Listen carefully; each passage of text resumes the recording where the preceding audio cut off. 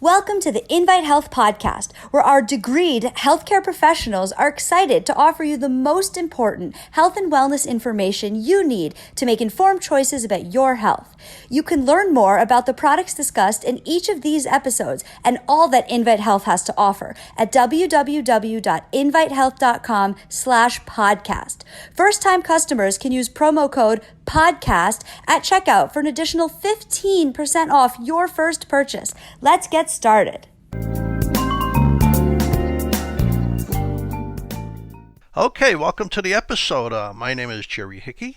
I'm a nutritional pharmacist. I'm also the chief scientific director over here at Invite Health. We have a lot of stores, and we have the website, and we have the shipping and everything.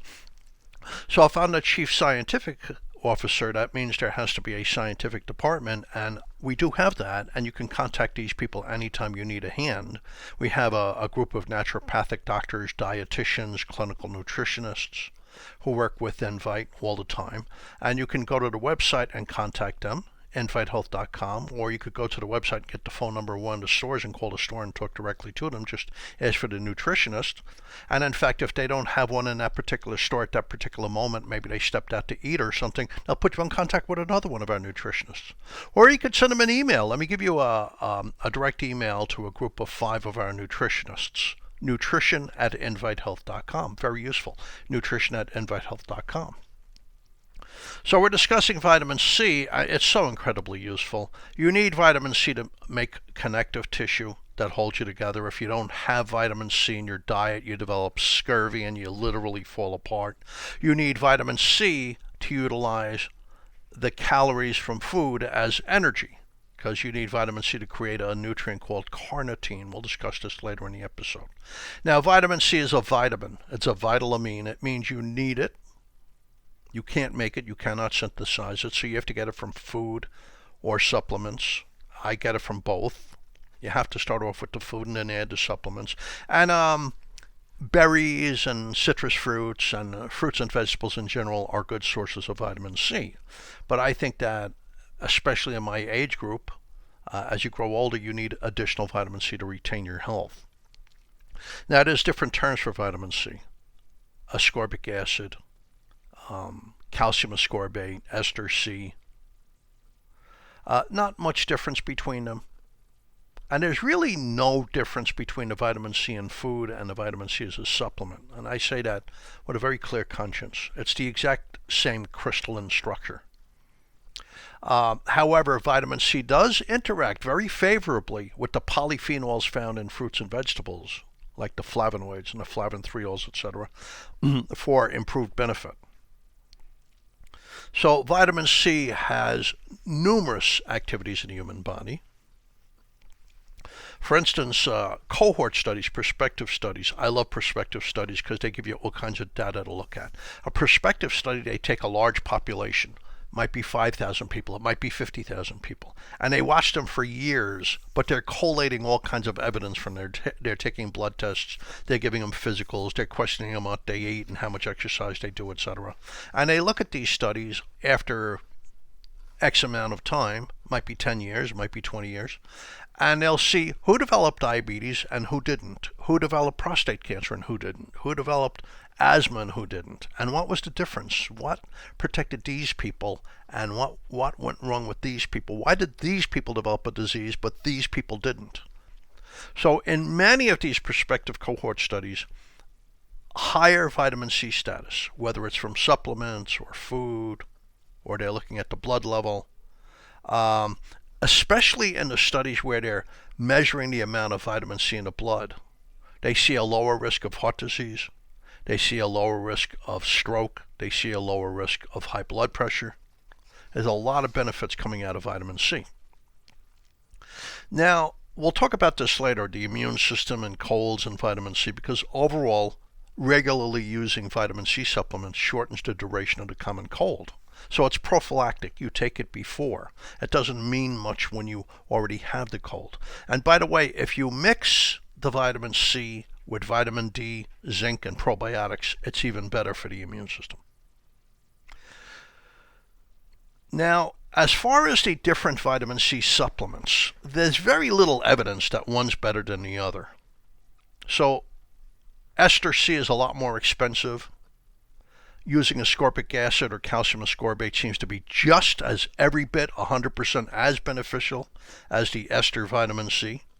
The difference between ascorbic acid and calcium ascorbate is ascorbic acid is a tiny weak acid. It isn't even strong enough to upset your stomach. Just take it with food. But for some people who are very sensitive to acids, they can use the calcium ascorbate and it won't upset their stomach. What really counts is the purity and quality of the supplement. For instance, we go way out of our way to get non-GMO vitamin C. A lot of vitamin C coming into the country or made in the country is from genetically modified corn that has like 1 million sprays on it. It's like a chemical factory. So we go out of our way to get non-GMO vitamin C. So I think purity is what counts more than it being ester C or calcium ascorbate or ascorbic acid. Now, the recommended dietary allowance is 90 milligrams a day. That's, the percent daily value. But if you read the data, if you look at the studies, you're going to want to take more vitamin C than 90 milligrams a day. You're going to want to ensure that you get more than 90 milligrams a day. Now, if you want to saturate your body for some reason, take 500 milligrams 3 times a day with food of vitamin C. If you want to saturate your blood for some reason. 500 milligrams has a pretty good level of absorption. It lasts about 6 or 8 hours. So taking it 3 times a day covers you 24/7. Diabetics need more. They don't utilize vitamin C very well. So you have to give a diabetic 1,000 milligrams 3 times a day with food to flood their body with vitamin C, because it really is very protective for them. It helps protect their brain, it helps protect their heart, helps protect their eyes. Smokers also need more vitamin C. When you smoke a cigarette, and probably when you're exposed to pollution also, you use up your vitamin C at an inordinate rate. So here's a couple of recent headlines. Vitamin C gives us breathing space. This is the Proceedings of the National Academy of Sciences, and it's from Children's Hospital and Research Center in Oakland, California. And it's a 2-year-long study that vitamin C may prevent symptoms from respiratory diseases. I mean, even cystic fibrosis, that's pretty nasty. And cystic fibrosis, you inherit genes from your family that your mucus is very thick and it's suffocating. But also asthma.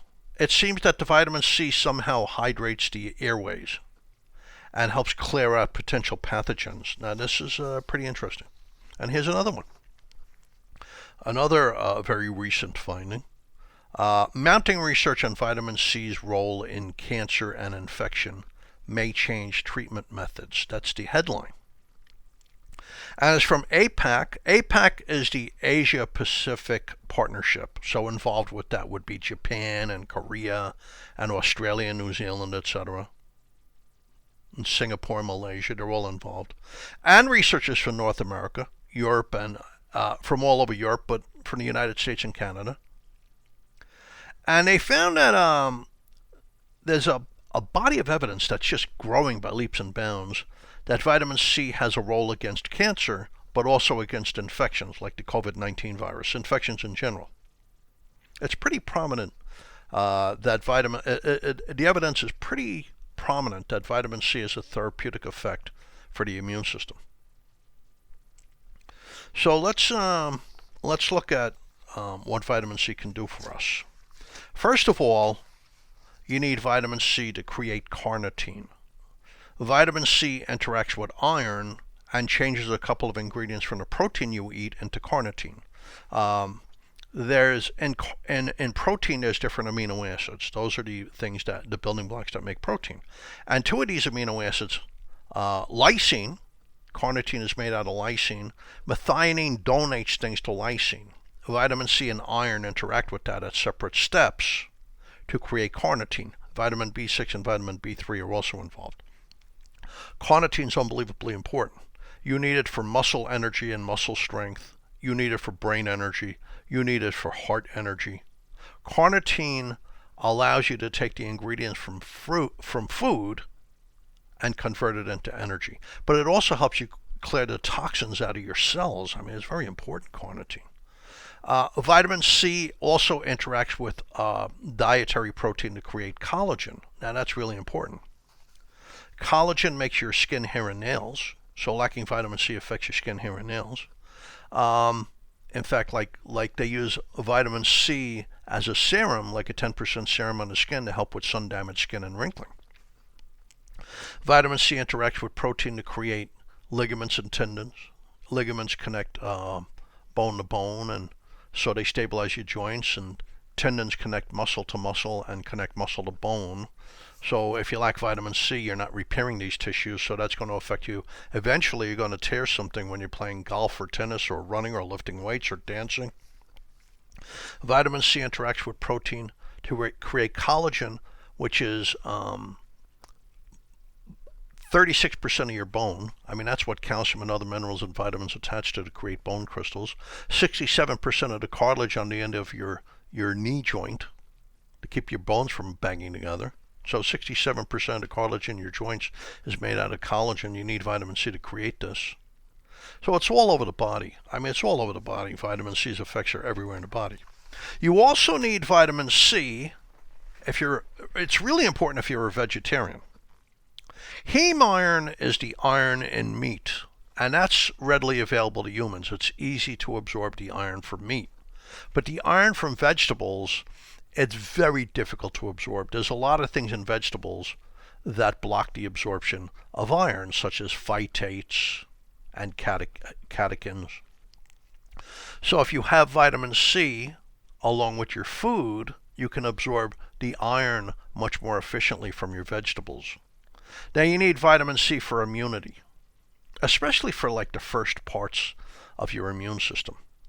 So if somebody sneezes on you with a virus, your neutrophils have to get activated and get to the virus. So if a neutrophil is floating around by your arm, it has to get up by your nose or your eyes or your mouth to start containing the virus, right? And that takes 15 to 30 minutes. Neutrophils cannot travel to the site of infection unless they encounter adequate vitamin C. They soak up the vitamin C. So if there's less vitamin C in your blood plasma, that's the clear part of your blood, there's not enough to activate your neutrophils, so it's harder to fight an infection. That's called chemotaxis, by the way, the ability of your immune cell to travel from one part of your body to another to fight an infection.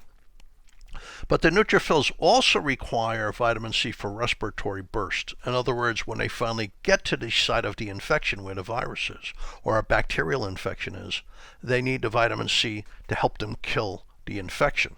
So vitamin C has a number of activities for the immune system. Neutrophils are very important immune cells. About up to 70% of the immune cells that first arrive at the site of an infection are neutrophils. They travel through the bloodstream, they travel through the lymphatic system, which is kind of like a secondary circulatory system. We actually did a podcast on the lymphatic system. It's very interesting, the lymphatic system. In any event, the neutrophils are sort of first responders for an infection. And they need the vitamin C to get there and to start killing the virus. Otherwise, you can't contain the virus, and very quickly it becomes dangerous. But also macrophages. These are other cells that are early warrior cells that contain and kill an infection. They're frequently stay-put cells. So you'll find macrophages in the lining of your sinuses in your nose, or you find them in your lungs. They're very important in the lungs. Or in your brain, or your spinal cord, your lymph nodes. They're in your lymph nodes. That's important because when immune cells pick up viruses and bacteria, they bring them to the lymph nodes, and it's these macrophages that literally gobble up. It's a process called phagocytosis. They literally engulf and digest these viruses and bacteria in the lymph nodes. But they're also down in your kidneys. They're also down in your liver, so they help purify your food before your food can enter your bloodstream, to get the bacteria and foreign substances out of your food. So the macrophages, part of the immune system, engulf and digest foreign substances, like little pieces of styrofoam or plastic, or toxins, like pesticides, or cellular garbage, any foreign substance. Any substance that doesn't look like our cells, the macrophages engulf. So it could be bacteria, it could be cancer cells, it could be viruses, it could be parasites. So both the neutrophils and the macrophages, these first responders to infections, require vitamin C to work adequately. Now, what about the heart? There's many studies showing vitamin C is extremely important for the heart. In fact, what I'm going to do now, I'm going to wrap up this particular episode, and we'll come back tomorrow and do a follow-up episode. In fact, we might have to do multiple episodes because vitamin C is involved with cancer, it's involved with Alzheimer's disease, it's involved with diabetes, it's involved with lung disease. So let's wrap up. And thank you for tuning into the Invite Health Podcast. You can find all of our episodes for free wherever you listen to podcasts. You could also visit invitehealth.com/podcast. In fact, it's in our cover page. If you go to the regular website, invitehealth.com, it's on our cover page. There's a big icon for the podcasts. Please subscribe. Please leave us a review. You can follow us on Facebook and Twitter and Instagram, all those social medias at Invite Health. I'll see you next time on another episode of the Invite Health Podcast, and thank you so much for listening.